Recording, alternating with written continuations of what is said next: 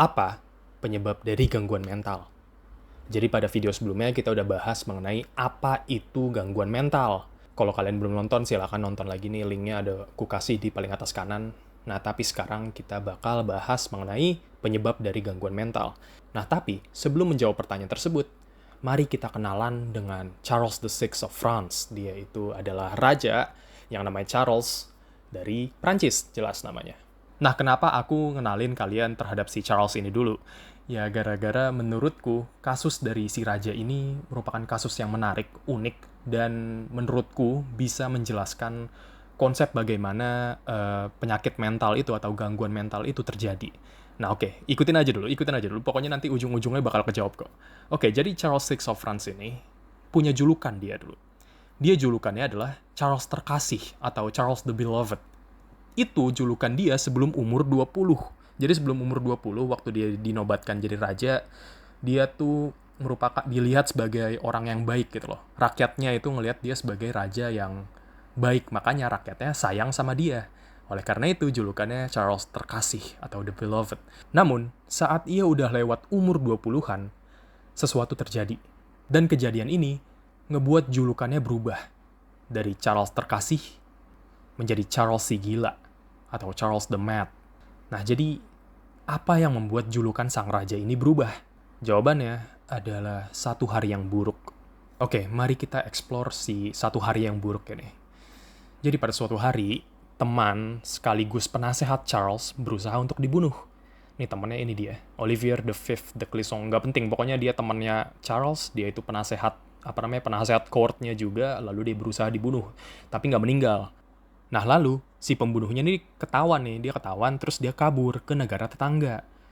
Nah setelah itu, si Charles ini berusaha untuk ngejar si pembunuhnya dengan pasukannya. Gara-gara negara tetangganya tuh nggak mau nyerahin si pembunuhnya. Jadi Charles terpaksa ngebangkitin pasukannya terus nginvasi negaranya buat ngambil si pembunuhnya doang gitu. Nah, inilah satu hari yang buruk saat Charles itu berusaha untuk ngejar pembunuhnya. Jadi, dalam proses pengejarannya, si raja ini ngebunuh jenderalnya sendiri, ngebunuh kesatria-kesatrianya sendiri. Kenapa? Jawabannya, apa yang terjadi? Jadi, yang terjadi adalah mereka saat masuk ke dalam hutan di Prancis, mereka diikutin oleh seorang pria gitu. Seorang pria dengan tudung hitam, dengan baju hitam, gak kelihatan sama sekali, dan kita cuma bisa ngelihat kulitnya tuh, dia punya kulit yang punya penyakit kulit namanya lepers waktu itu. Dan si pria bertudung ini megang si rajanya, gitu. Bilang bahwa, "Raja, kamu jangan pergi sekarang gara-gara pasukanmu bakal mengkhianatimu. Ini kamu lagi dibawa ke daerah musuhmu, jangan pergi."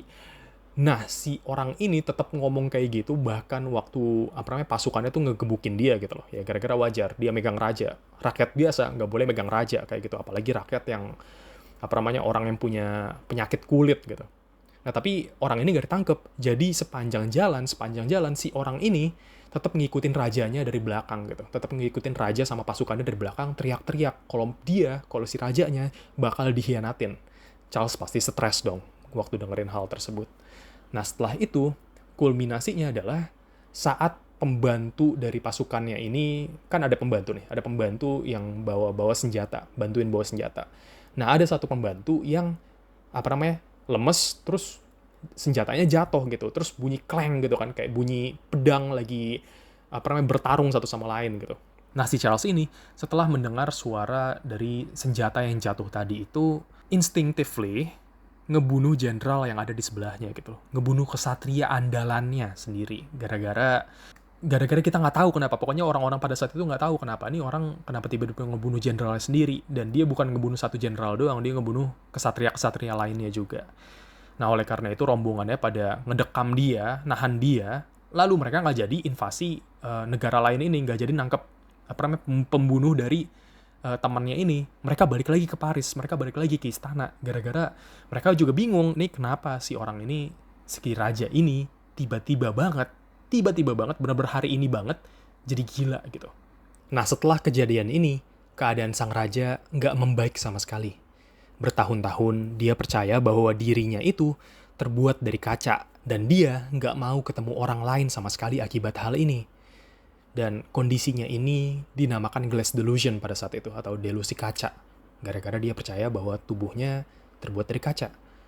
Dan uniknya, glass delusion ini gak cuma dialamin sama Charles doang. Pokoknya nanti Nobel setelahnya, banyak orang di Eropa Barat lah pokoknya, yang setelah dengar cerita Charles ini, jadi ikut-ikutan percaya bahwa diri mereka terbuat dari kaca gitu. Delusinya nyebar somehow. Tapi itu cerita buat lain hari lah, bukan pada PPT saat ini. Nah, jadi untuk PPT hari ini atau video hari ini, kita balik lagi ke pertanyaan utama kita.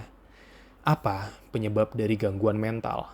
Nah, setelah kita tahu cerita dari si Charles the Sixth ini, Charles ke-6, Charles si gila ini, kita mungkin bisa bilang bahwa, gangguan mental itu mungkin didapatkan dari satu hari yang buruk aja. Jadi satu hari yang buruk tuh dia temennya pengen dibunuh, terus ekspedisi militer yang gagal dan lain-lain, itu ngebuat dia jadi stres. Jadi mungkin stres itu merupakan penyebab dari gangguan mental. Dan kalau dipikir secara cepat ya, ini logis-logis aja, kira-kira ya kalian pasti pernah stres kan.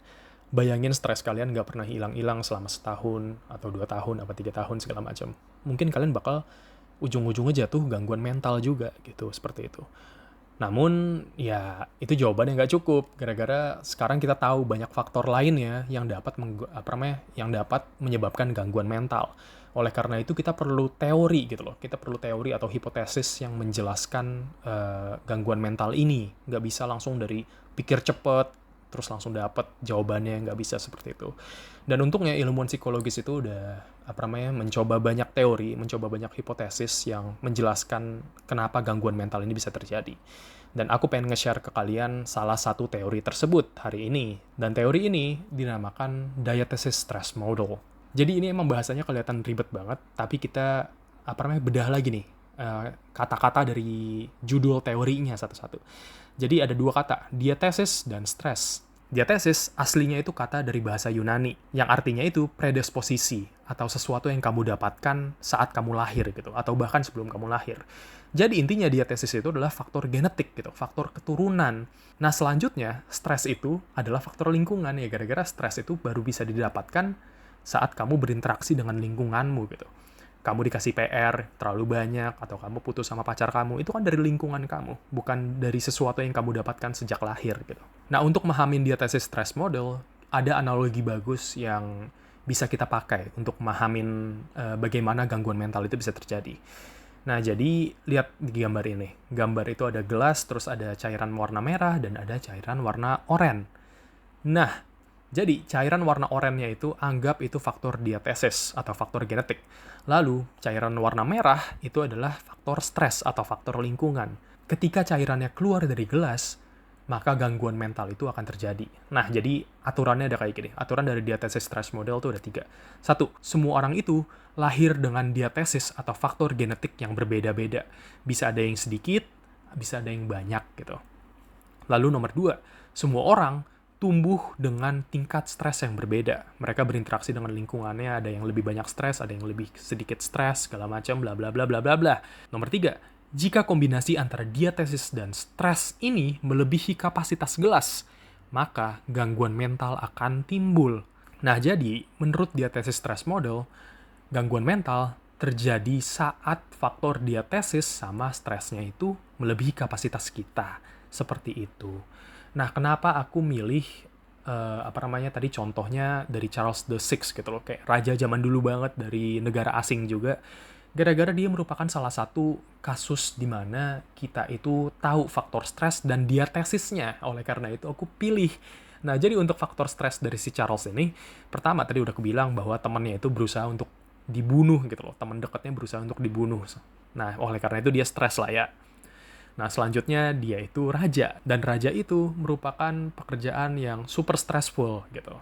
Nah, selanjutnya kita lihat tadi ada si orang yang bertudung terus punya penyakit kulit ngikutin dia, nakut-nakutin dia bahwa dia bakal dikhianatin. Lalu selanjutnya kulminasinya adalah saat dia dengar suara suara kayak orang mau nge-backstab dia, padahal itu mah cuma senjata yang jatuh doang gitu. Lalu untuk diatesisnya, si Charles ini punya ibu yang terkenal memiliki gangguan mental juga. Dan bukan cuma ibunya sebenarnya, tapi kakek neneknya juga kayak gitu juga. Nah, oleh karena itu, aku milih kasus ini gara-gara ini merupakan salah satu kasus pertama yang kita tahu, apa namanya, faktor stres dan diatesisnya, seperti itu. Oh, jadi aku pengen ngeklarifikasi lagi soal bagian apakah gangguan mental itu terjadi gara-gara tiba-tiba gitu. Semua gangguan mental itu tiba-tiba jadi satu hari yang buruk. Enggak juga sebenarnya, tapi maksud dari kata satu hari yang buruk itu, banyak dari gangguan mental yang dialami oleh banyak orang itu kayak terjadi secara tiba-tiba gitu. Padahal mah kulminasinya ya sebelum-sebelumnya pasti ada. Misalnya kayak Charles tadi deh, misalnya kayak contoh Charles the Sixth tadi. Stresnya dia itu kan pasti nggak cuma 4 hal ini doang kan, nggak cuma 4 hal ini doang pasti. Pasti ada sebelum-sebelumnya ada stres yang pribadi atau stres politik apa segala macam, tapi kita nggak tahu aja. Oleh karena itu ya kita nggak bisa bilang bahwa oh ini orang tiba-tiba punya gangguan mental secara tiba-tiba pada satu hari yang buruk ya, nggak kayak gitu juga. Satu hal yang menarik dari diatesis stress model ini adalah bahwa dia itu punya kemampuan untuk memprediksi gitu loh. Dia itu punya kemampuan untuk memprediksi kemungkinan apakah orang itu akan ngedevelop gangguan mental atau enggak gitu loh. Berdasarkan faktor genetik atau faktor lingkungan yang dia tempati seperti itu. Dan model ini nggak perfect, teori ini nggak perfect sama sekali. Banyak model di luar sana yang berusaha untuk ngejelasin gangguan mental. Namun, diatesis stress model ini merupakan salah satu model yang paling populer dan terkuat gitu di dunia psikologi.